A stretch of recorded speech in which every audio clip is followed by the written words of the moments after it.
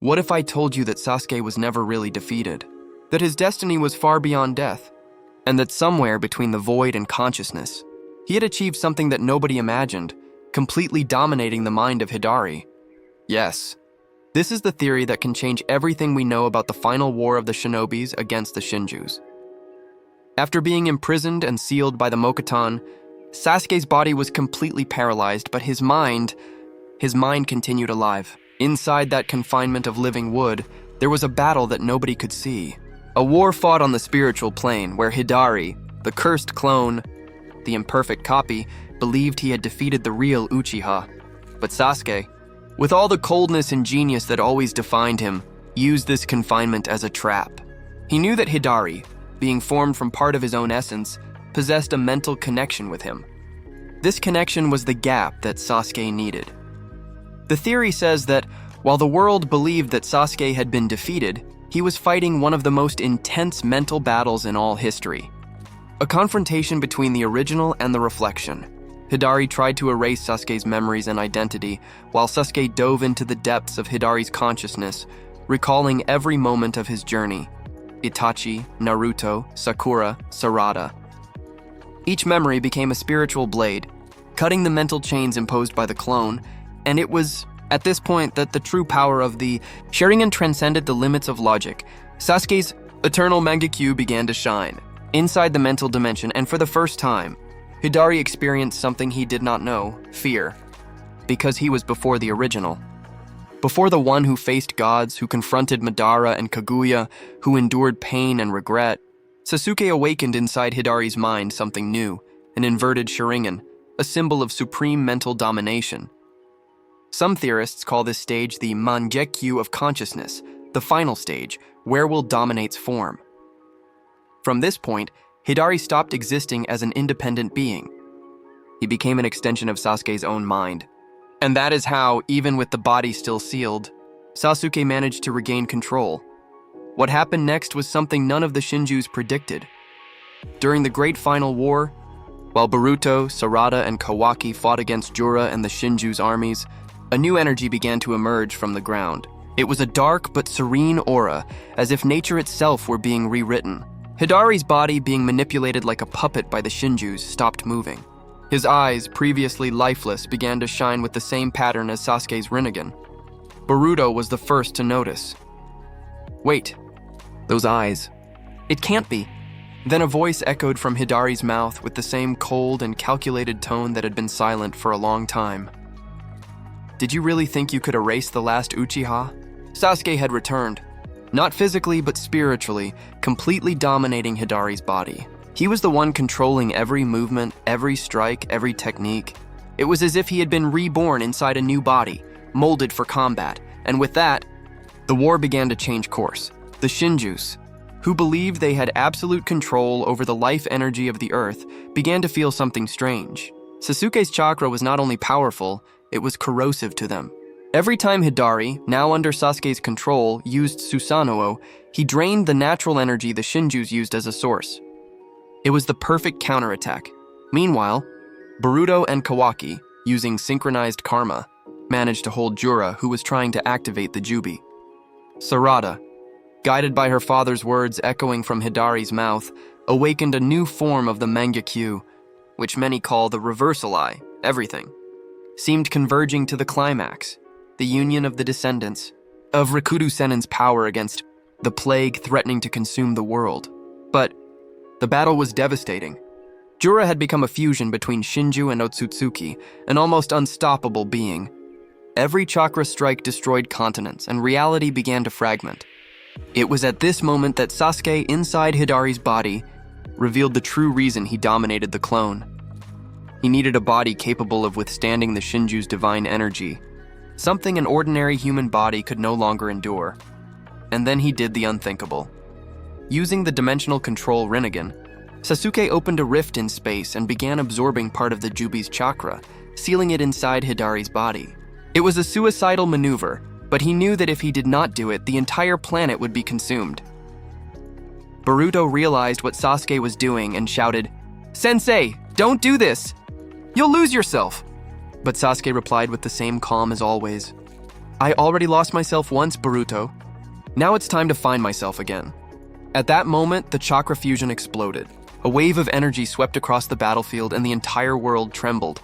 Kawaki used karma to protect Sarada and Boruto, but Hidari's body, now taken by Sasuke, disappeared in the luminous explosion. When the light ceased, Jura lay defeated. The Shinjus began to crumble like dust in the wind. It seemed peace had been restored, but at what cost? Boruto looked around and felt an emptiness. Sarada, with tears in her eyes, asked, "He is gone?" No one answered. Silence was the only possible response at that moment. But what they did not know is that Sasuke was still there. Somewhere, between life and death, between chakra and consciousness, waiting for the right moment to truly return. When everything seemed finished, the world fell silent. The natural energy that had previously vibrated in fury was now calm, as if the earth breathed in peace for the first time in ages. But for Boruto, Sarada, and Kawaki, this peace had a bitter taste. Sasuke had disappeared, the three were exhausted. The surrounding mountains had been reduced to ruins, and the sky, covered in golden mist, seemed to cry with them. Boruto looked to the horizon, still trying to understand what had happened. He sacrificed everything, even his own body, he murmured. Sarada, kneeling, touched the destroyed ground with her hands. It was as if she tried to feel her father's energy, but all that remained was the dried chakra of the battlefield. Kawaki, on the other hand, remained silent, watching the spot where the explosion occurred.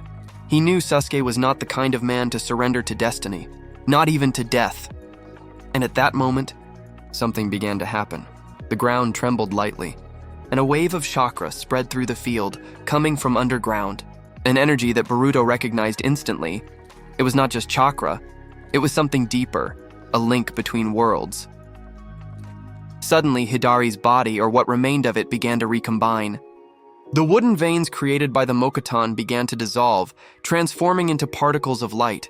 Hidari's face, previously rigid and empty, slowly began to mold again, resembling Sasuke once more. Sarada stepped forward, eyes wide, heart racing. "Father?" Yes, it was him. Sasuke's chakra was there, more alive than ever, but different, purified. By absorbing part of the Jubi's energy and confronting the Mokuton from the inside out, Sasuke had achieved the impossible, completely freeing himself. The Mokuton, which had previously trapped him, now dissolved, restoring his original body, rebuilt by the fusion between divine and human chakra. Sasuke opened his eyes slowly. The Rinnegan in his left eye now had a bluish hue, mixed with the crimson tone of the Sharingan. It was the symbol of complete harmony between power and consciousness. He looked at Sarada and gave the smallest smile, something few had the privilege to see. "You have grown, much more than I imagined." Sarada could not hold back tears. Boruto and Kawaki approached, shocked at what they saw. Boruto was the first to speak. "Sensei, how are you alive?" "The Mokuton." Hidari's body. Sasuke stood slowly, the wind blowing his robes. "Hidari was part of me. I just recovered what was already mine. And the Mokuton? It didn't imprison me. It rewrote me." These words echoed profoundly. What Sasuke meant was that by confronting the Mokuton on the spiritual plane and absorbing part of the Jubi's essence, he had completely altered his structure. Now he was no longer just an Uchiha. He was a new type of being, capable of harmonizing destructive chakra with creative chakra. In other words, Sasuke had been reborn as the guardian of balance. But peace was still not guaranteed. Even with Jura defeated, the Jubi's core still pulsed, buried under the earth's crust. It was like the heart of a sleeping god about to awaken. Sasuke, with his new power, knew that it could not remain there. He then explained, "If the Jubi awakens again, the cycle restarts. Someone needs to seal it." From within, Boruto immediately opposed. "No! Enough sacrifices. We'll find another way."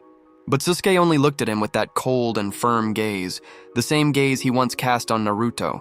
"Boruto, sacrifice is not the end. It is the price of balance." Then Sarada stepped forward. "Father, teach me. Teach me to control this power, so I can fight by your side." Sasuke looked at her for a few seconds and then replied, "You already have what you need, Sarada. You inherited something that even I did not understand, faith in protecting without hatred. The rest, destiny will show you." And with that, he began forming hand seals. Boruto tried to approach, but a chakra barrier stopped him. Sasuke looked at the three, his students, his heirs, the last links keeping the flame of will alive. "You are the future. I am only opening the path." The ground began to crack again, revealing the Jubi's core.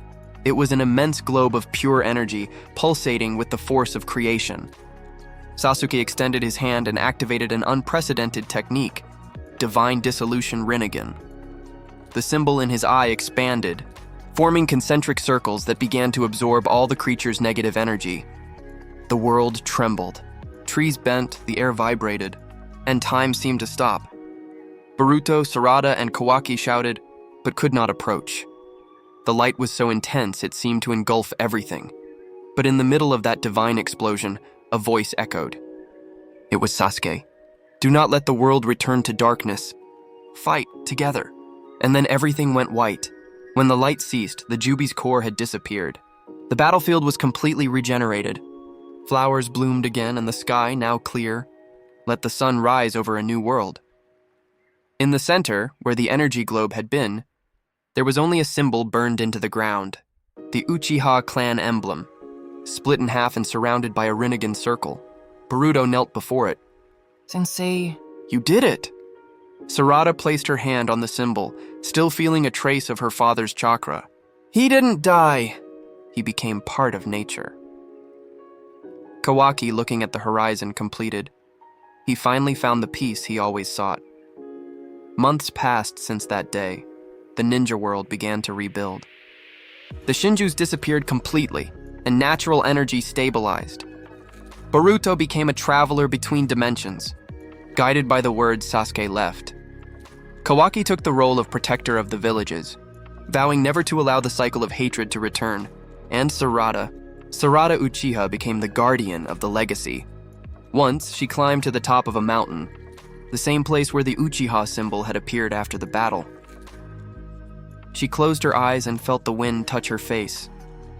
For a moment, she swore she heard a distant voice saying, "You did well!" Sarada. She smiled. Her father's shadow still accompanied her, but now not as a burden, rather as a light. The world had changed.